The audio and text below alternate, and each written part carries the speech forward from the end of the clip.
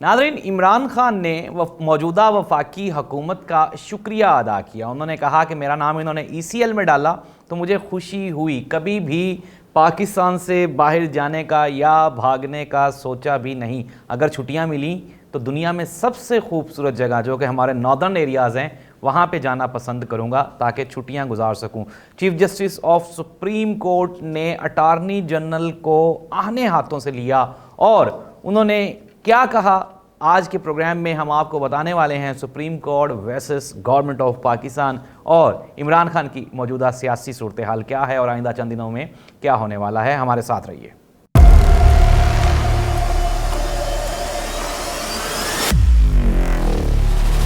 औज़ुबिल्लाहिमिनश्शैतानिर्रजीम, बिस्मिल्लाहिर्रहमानिर्रहीम, अल्लाहुम्मा सल्ली अला मुहम्मदिन व आलि मुहम्मद, करोड़ों दुरूद व सलाम हज़रत मोहम्मद मुस्तफ़ा सल्लल्लाहु अलैहि वसल्लम पे और आप सल्लल्लाहु अलैहि वसल्लम की आल पे। तहकीकी मरकज़ के साथ मैं हूँ ज़ाहिद अब्बास नकवी। नाज़रीन, सुप्रीम कोर्ट ऑफ पाकिस्तान जो कि गुज़श्ता 14 महीनों से सिर्फ सियासी केसेस सुनने में मसरूफ़ और मशगूल है, इसका क्रेडिट जाता है हमारी मौजूदा वफाकी हुकूमत यानी कि PDM को। नाज़रीन, एक तरफ तो ये है कि आप ये देखें कि बिल्कुल एक न्यूट्रल एनालिसिस है कि मियां मोहम्मद नवाज शरीफ साहब जो कि पाकिस्तान मुस्लिम लीग नून के कर्ता धर्ता हैं, चेयरमैन हैं, सदर हैं, सब कुछ वही हैं, वो मुल्क में मौजूद नहीं हैं। वो गुज़श्ता 3 साल से मुल्क छोड़ कर फरार हैं और अब ऐसी सूरत हाल में पाकिस्तान मुस्लिम लीग नून का इमरान खान को कमज़ोरी का ताना देना या बुज़दिल होने का ताना देना बिल्कुल ऐसे ही है जैसे आप किसी को ऐसा एक नामर्द आदमी किसी को मर्दानगी का ताना दे दे। तो नाज़रीन, ये है पाकिस्तान मुस्लिम लीग नून की मौजूदा सूरत हाल। खैर, हम आते हैं प्रोग्राम की जानिब। तो प्रोग्राम में सबसे पहले बात करेंगे कि जुडिशल कमीशन जो कि जजेस रेफरेंस को सुन रहा है, उसमें आज अटॉर्नी जनरल को हमारे चीफ ऑफ आर्मी स्टाफ ने कहा कि हमारे बग़ैर पूछे मुदाखलत करेंगे तो कह के वो चुप कर गए हैं। मेरा ख्याल है कि इसके बाद फिर बस आप अगर पंजाबी में कहें तो इसके बाद घसोनी पड़ने वाले थे और तो बाकी कुछ भी नहीं रह गया था।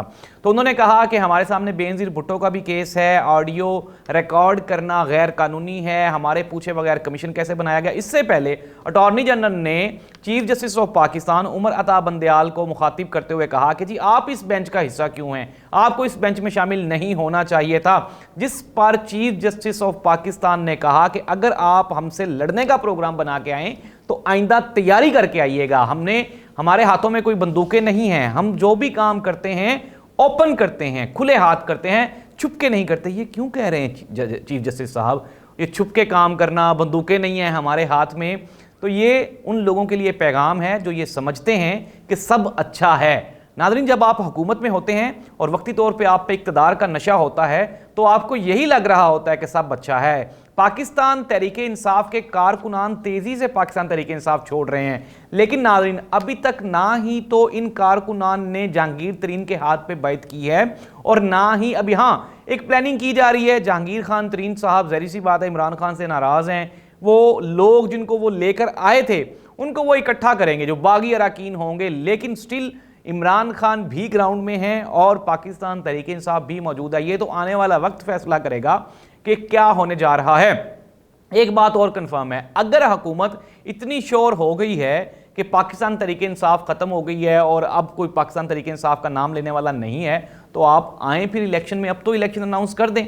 आप तो अभी भी इलेक्शन अनाउंस नहीं कर रहे और आपने बिल्कुल वैसे डटे हुए हैं। सुप्रीम कोर्ट ने कल भी कहा कि 14 मई को इलेक्शन करवाने का फैसला वहीं का वहीं खड़ा है, वो आगे पीछे कहीं नहीं हुआ। तो ऐसी सूरत हाल में नाज़रीन ज़ाहिर सी बात है जब मुल्क में ना कोई आइन है ना कानून है। मैंने कल भी प्रोग्राम में बताया था कि जो कानून नाफिज करने वाले इदारे हैं वो भी परेशानियों में मुब्तला हैं। हमने अपने इदारों को भी कमज़ोर कर दिया है, सियासी जमातें भी टूट फूट का शिकार हैं। 14 जमातें मिल के हुकूमत कर रही हैं। और रात एक दोस्त ने पूछा, उसने कहा कि मुस्तकबिल क्या होने वाला है, तो मैंने कहा कि 14 की बजाय अब आगे 18 जमातें मिलकर हुकूमत बनाएंगी। तो ये कोई अच्छा और हौसला अफजा कोई मुकाम नहीं है पाकिस्तान का। पाकिस्तान के लिए, पाकिस्तानियों के लिए मैंने कल भी कहा, आज भी कह रहा हूँ, 308 रुपये का डॉलर है पेट्रोल। आप आम आदमी की, इंसान की जो पहुँच है उससे बाहर है। इसके अलावा आटा नहीं है, महंगाई बेशबहा हो चुकी हुई है। और आज एक इंटरनेशनल सर्वे के मुताबिक पाकिस्तान में फ़ीकस आमदनी गुज़श्ता साल की निस्बत 100% डिक्रीज़ हो गई है, कम हो गई है।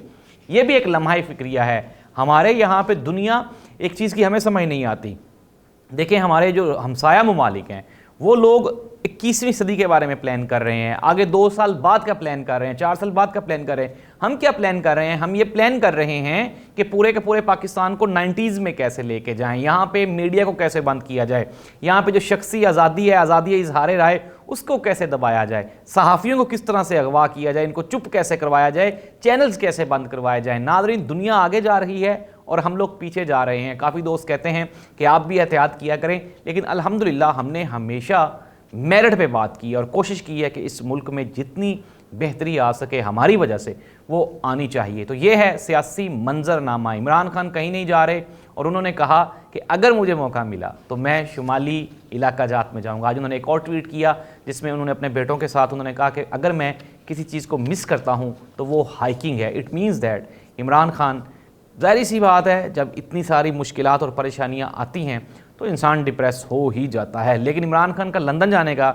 अभी तक कोई प्लान नहीं है, ना ही वो वहाँ से इलाज करवाने जा रहे हैं और अभी तक इमरान खान के प्लेटलेट्स भी कम नहीं हुए। खैर, ये और बात है। अब ये तो था आज का सियासी मंजरनामा, सियासी पहलू। हुकूमत परेशानियों का शिकार थी, है और आइंदा जो 1-1.5 महीना रह गया है उसमें भी रहेगी। फिर निगरान हुकूमत का क़याम है और फिर इलेक्शन की भारी जिम्मेदारी है। देखना ये होगा आया कि आपने पार्टी ओहदेदारान और कारकुनान को तो हटा दिया, लेकिन आम आदमी जो ये सोच रहा है कि इमरान खान के साथ ज्यादती हो रही है, उसका आपने क्या करना है।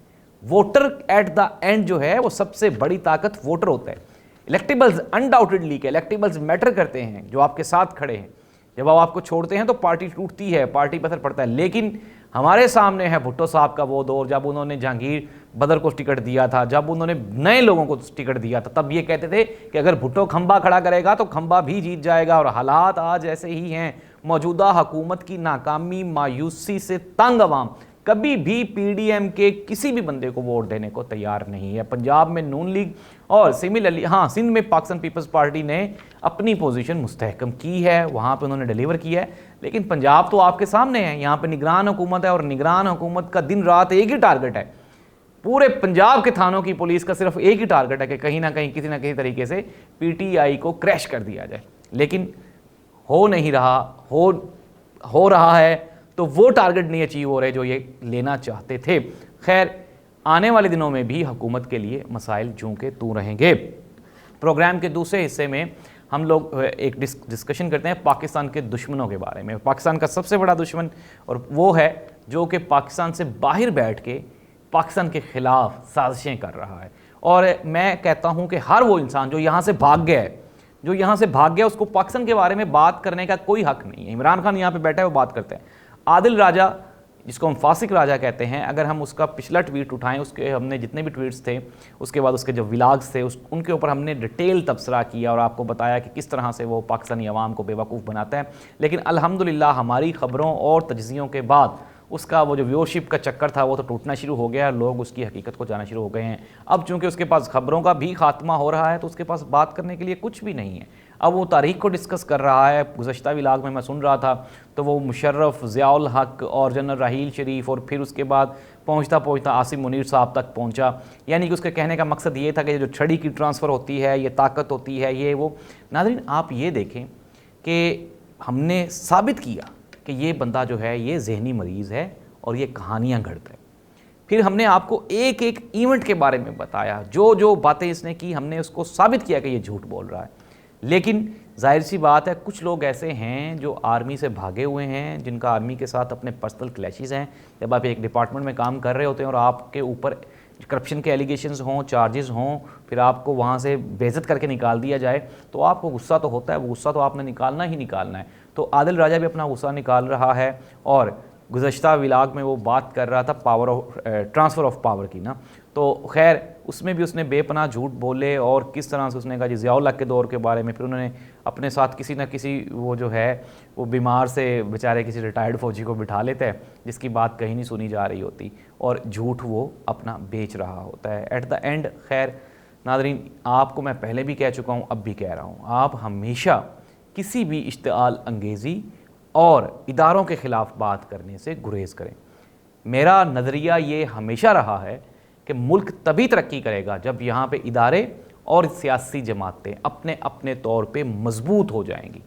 अल्लाह आपका हामी व नासिर हो, अल्लाह मेरा हामी व नासिर हो, इस मुल्क और कौम का हामी व नासिर हो। इंशाल्लाह आने वाले दौर में, मैं पहले भी कह रहा हूँ कि जितना बुरा दौर ये जा रहा है, अब इंशाल्लाह इससे बेहतर ही दौर आएगा, इससे बुरा नहीं आएगा।